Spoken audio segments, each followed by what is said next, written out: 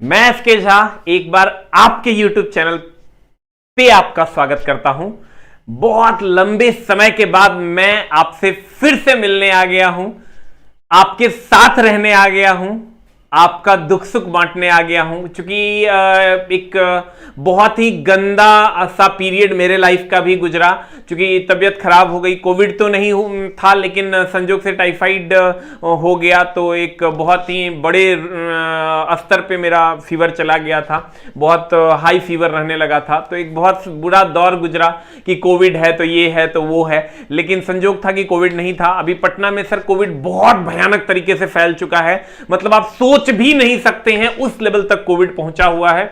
और पता नहीं कब मतलब कैसे और क्यों ये हुआ, ये तो कह नहीं सकते, लेकिन ये कहीं ना कहीं समझिए कि अब वो पल आया हुआ है आपके जीवन में भी, हमारे जीवन में भी, हम सबके जीवन में, जहां बहुत ज्यादा एहतियात बरतने की जरूरत है, बहुत सारी चीजों की जरूरत है। तो ये वीडियो मैंने इसलिए बनाया कि मैं कम बैक कर चुका हूं, ये इंफॉर्मेशन आपको दे दूं और क्या क्या अभी आपको करना चाहिए, क्या नहीं करना चाहिए। अगर मैं एक टीचर हूं तो मेरा एक परम दायित्व बनता है कि मैं आपको गाइड करूं। तो समझिए कहीं ना कहीं सबसे पहला काम तो आप ये कीजिए कि सर कोविड से आप बहुत दूर हो जाइए, क्योंकि कोविड अब बहुत बुरे तरीके से फैल चुका है और इस चेन को तोड़ने के लिए सोशल डिस्टेंसिंग बहुत ज़्यादा जरूरी है। अगर आप सोशल डिस्टेंसिंग फॉलो नहीं करते हैं तो बहुत ज़्यादा प्रॉब्लम हो जाएगा। वैक्सीनेशन अभी तो नहीं चल रहा है, लेकिन वैक्सीनेशन जहां भी अगर आप हैं बिहार के बाहर तो हर जगह वैक्सीनेशन चल रहा है, तो आप वैक्सीनेशन में ज़रूर हिस्सा लीजिए। उसके बाद कोशिश कीजिए कि स्टे, देखिए कितना अच्छे तरीके से इन्होंने एक टैगलाइन बनाया है। मैं जब हॉस्पिटल गया आज से 3-4 दिन पहले एक कोविड पेशेंट को लेकर के, वहीं हॉस्टल में एक लड़की थी और एक लड़का, दोनों साथ में भाई बहन थे और रहते थे, और दोनों को कोविड हो गया।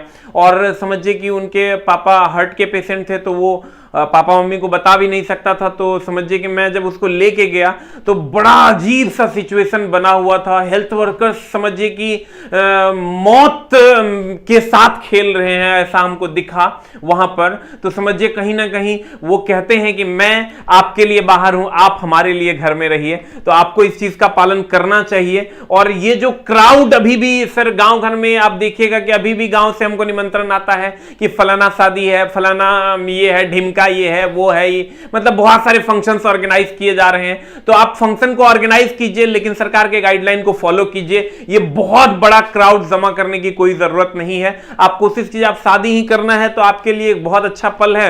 आप कोशिश कीजिए अपने परिवार में जो आपके 2-4-10 मेंबर हैं उसी के साथ शादी ब्याह को संपन्न करें, और कहीं ना कहीं सर सरकार की मदद करें। सरकार, मैं मानता हूं कि सर बहुत सारी गलतियां सरकार ने की है, उसके लिए कहीं से भी वो क्षमा के योग्य नहीं है। अगर जो गवर्नमेंट है अभी बीजेपी की गवर्नमेंट है, और कहीं ना कहीं सर ये गवर्नमेंट कहीं से भी माफी के लायक नहीं है, तो ये गलत हुआ है और इसका तो हम सर एकदम सामने से विरोध करते हैं और सभी लोग कर रहे हैं। क्योंकि जो 1 साल का टाइम बचा मिला, उसमें कहीं ना कहीं मोदी जी फेल होते हुए नजर आए हैं। जिनके भरोसे हमने सौंप दी पूरी कायनात, वही कायनात में छेद कर गया।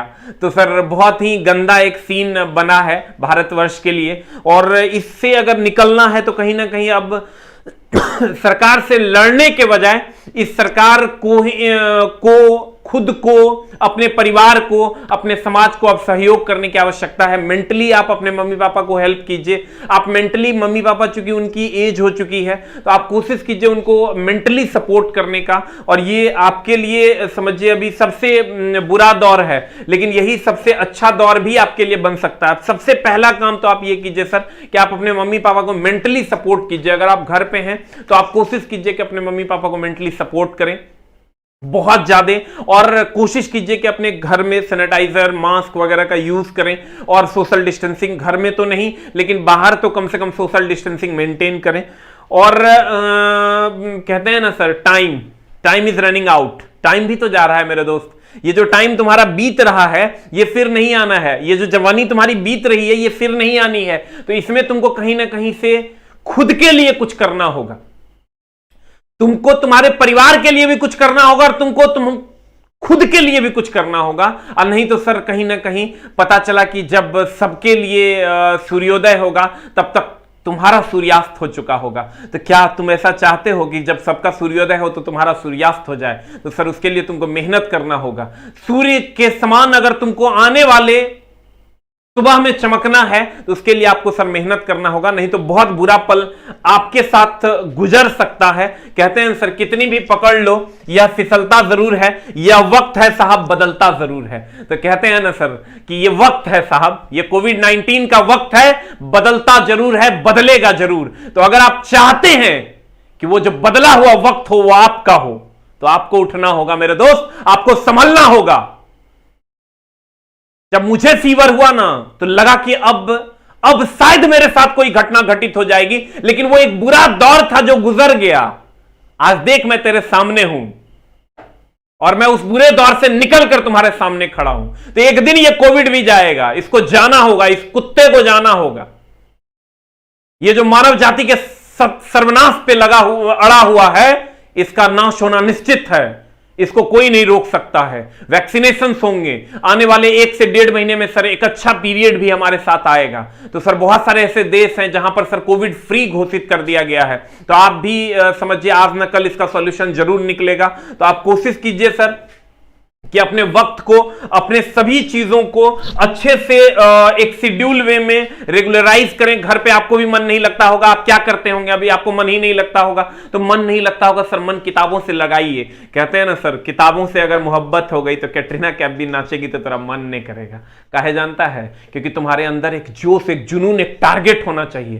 कहते हैं मेरे दोस्त, अगर सही वक्त कभी नहीं आता, सही वक्त कभी नहीं आता, वक्त को सही बनाना पड़ता है। तुम अगर ये सोच रहे हो कि कोविड-19 खत्म हो जाएगा और सही वक्त आएगा तब मैं पढ़ूंगा, तो तुम ये समझो सही वक्त कभी नहीं आता है। हो सकता है कि उस टाइम ये तुम अपने आप को समझाओ, ये कोविड का एक गंदा सा पीरियड मैंने अपने लाइफ में झेला, इसीलिए मैं फेल हो गया। तो अगर तुम अपने आप को हर हाल में समझाकर खुश करना चाहते हो तब तो कोई बात नहीं है, लेकिन अगर तुम अपने लिए कुछ करना चाहते हो तो यही वो समय है जब एग्जाम का टाइम आ जाता है, हाथ में एडमिट कार्ड आता है, तुम कहते हो 2 महीने और रहते, काश तो इस एग्जाम को मैं जरूर निकाल लेता। आज वो 2 महीने हैं तुम्हारे पास। अगर तेरे में काबिलियत है तो अपनी काबिलियत को साबित करने की जरूरत है मेरे दोस्त। अब तुमको उठना होगा, नहीं तो अब अगर तुम नहीं संभले, अभी तुमको सबको संभालना होगा, अपने परिवार को, अपने समाज को, अपने देश को और खुद को।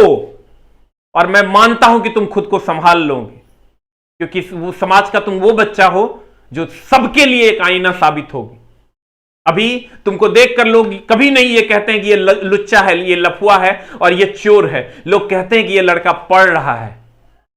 तो अगर उस फक्र को तुम महसूस करते रहना चाहते हो तो बुरा वक्त नहीं है, ये एक अच्छा वक्त है तुम्हारे लिए।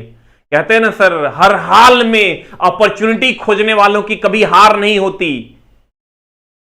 एक लाइन एक बड़े अच्छे आदमी ने हमें कहा था कि फेल्योर लोग हमेशा प्रॉब्लम को हाईलाइट करते हैं कि ये प्रॉब्लम है मेरे लाइफ में, वो प्रॉब्लम है मेरे लाइफ में, और सक्सेस लोग हमेशा सॉल्यूशन को हाईलाइट करते हैं। अगर तुमको सक्सेस होना है तो सॉल्यूशन को हाईलाइट करो। नमस्कार, मैं फिर से आ रहा हूं कल से। कल यानी दिनांक, आज 2 तारीख है, 3 तारीख से, 3/4/2021 से, 3/5/2021 से मैं फिर से आ रहा हूं कल से। लेकिन पता नहीं क्यों तुम हमें मुरझाए हुए लगते हो। आज मुझे एक बच्चे से मेरी मुलाकात हुई, वो बहुत मुरझाया हुआ था।